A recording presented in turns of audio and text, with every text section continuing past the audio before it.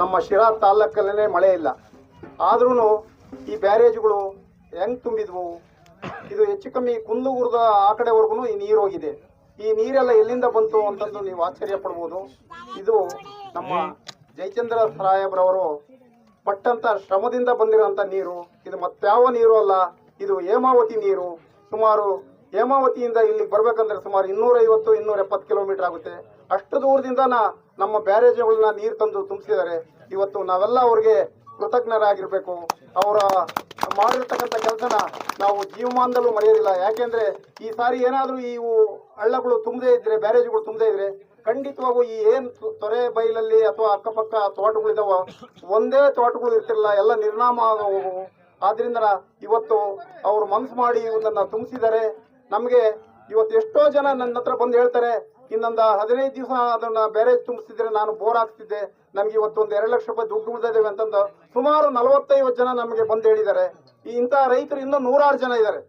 ಅವರೆಲ್ಲನ ಇವತ್ತು ಇಲ್ಲ, ನಮಗೆಲ್ಲ ಹಳೆ ಬೋರ್ಗಳಿಗೆ ನೀರು ಇವಾಗ ಆಗ್ತಾ ಇದಾವೆ, ನಮಗೆ ತೋಟಕ್ಕೇನು ತೊಂದರೆ ಇಲ್ಲ ಅಂತಂದು ಹೇಳ್ತಾ ಇರೋದು ನೋಡಿದ್ರೆ ನಿಜವಾಗೂ ಅವರು ಎಷ್ಟು ಕಷ್ಟಪಟ್ಟು ನಮ್ಗೆ ಈ ನೀರನ್ನು ತಂದುಕೊಟ್ಟಿದ್ದಾರೆ ಅನ್ನೋದಕ್ಕೆ ನಾವೆಲ್ಲ ಅವ್ರಿಗೆ ಕೃತಜ್ಞರಾಗಿರ್ಬೇಕು ಅಂತಂದು ಹೇಳ್ತಾನ.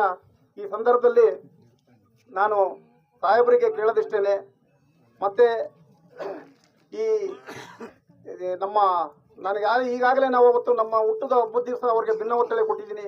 ನೀವು ಆ ಗಾಯತ್ರಿ ಜಲಾಶಯಕ್ಕೆ ನೀರು ತರೋದನ್ನ ಏನಾದರೂ ಮಾಡಿಬಿಟ್ಟು ಈ ಒಂದು ಬಜೆಟ್ ಅಲ್ಲಿ ಅದನ್ನ ಅನುಮೋದನೆ ಮಾಡಿಸ್ಕೋಬೇಕು ಅಂತಂದು ನಾನು ಅವ್ರನ್ನ ಕಳಕಳಿಯಿಂದ ಬೇಡ್ಕೊಂತೇನೆ. ಹಾಗೂ ಈ ಎಲ್ಲ ರೈತಾಪಿ ಜನಗಳಲ್ಲಿ ಸಂತೋಷದ ಭಾವನೆ ಮೂಡಿದೆ, ಅದಕ್ಕೆಲ್ಲ ನೀವೇ ಕಾರಣೀಭೂತರಾಗಿರ್ತೀರಾ ಅಂತಂದು ಹೇಳ್ತಾನ.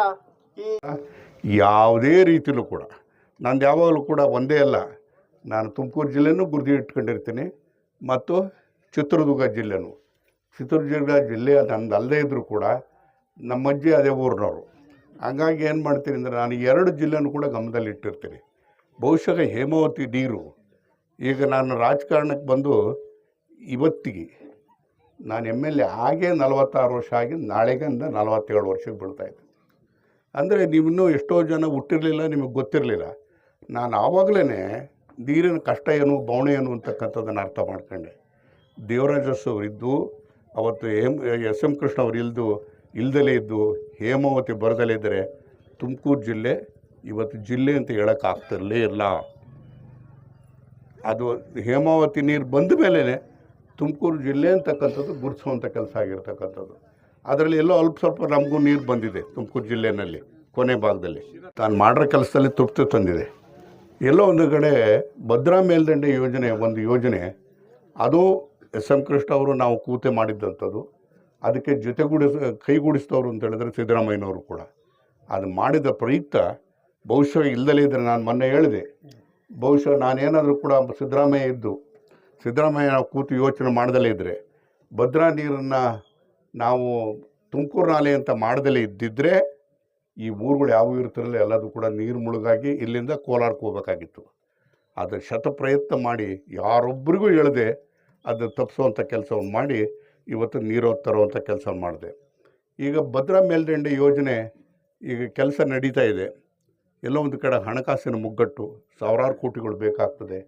ಕೇಂದ್ರ ಸರ್ಕಾರ, ನಾನು ಹಿಂದೆ ಮಂತ್ರಿ ಆದಾಗ ಪ್ರಯತ್ನ ಪಟ್ಟಿದ್ದು, ಕೇಂದ್ರ ಸರ್ಕಾರ ಆವಾಗ 5,500 ಕೋಟಿ ಕೊಡ್ತೀವಿ ಅಂತ ಹೇಳಿದ್ದು ಇದುವರೆಗೆ ಕೊಡಲಿಲ್ಲ. ರಾಜಕೀಯವಾದಂಥ ದ್ವೇಷಗಳ ಹಿನ್ನೆಲೆಯಲ್ಲಿ ದುಡ್ಡುಗಳು ಬರಲಿಲ್ಲ.